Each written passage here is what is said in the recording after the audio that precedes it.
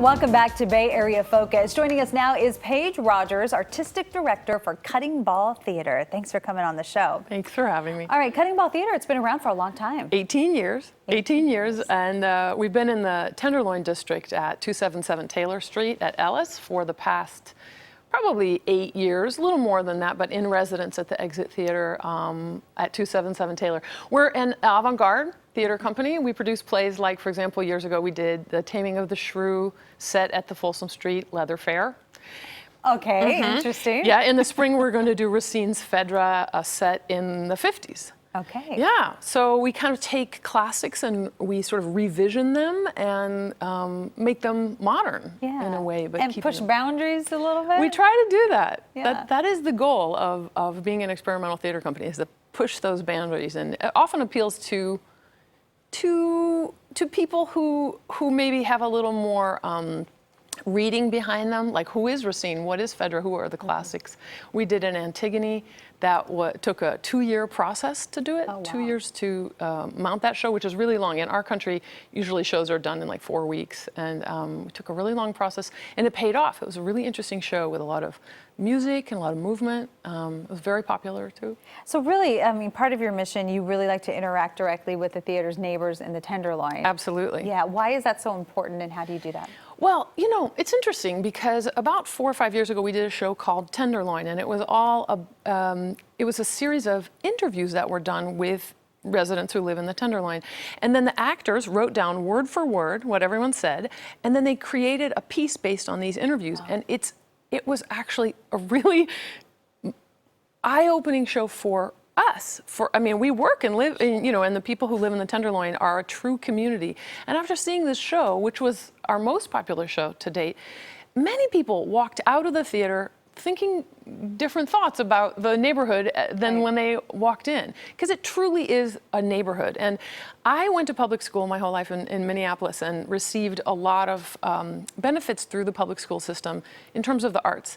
So it was really a thing I wanted to pay back, like badly. And it took several years for us to begin the program, but we started it in January, and we are dealing now with 3 different organizations in the Tenderloin who bring us teens, and they come and see our shows. We have dinner beforehand. We talk about the shows. We have private question and answer sessions with the actors afterwards. Sometimes we go and prep the kids if it's a particularly difficult show to see.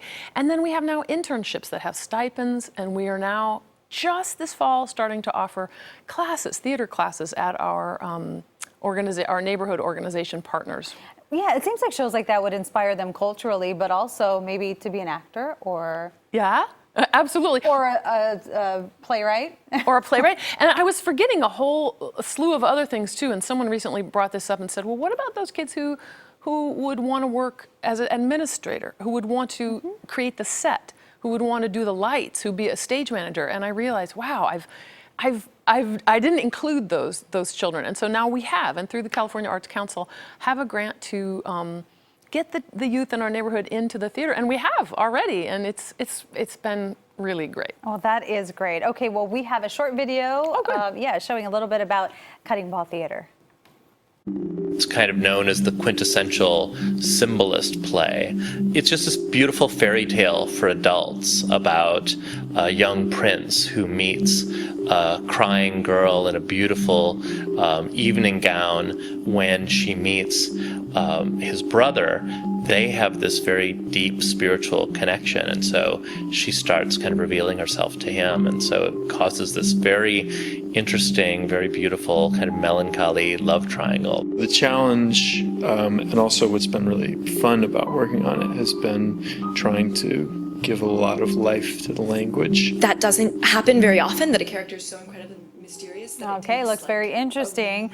So you're about to kick off a new season? We are. Yes. Yes, and the first show of the season is really great because it's for people who might not say, well, experimental theater, I don't know.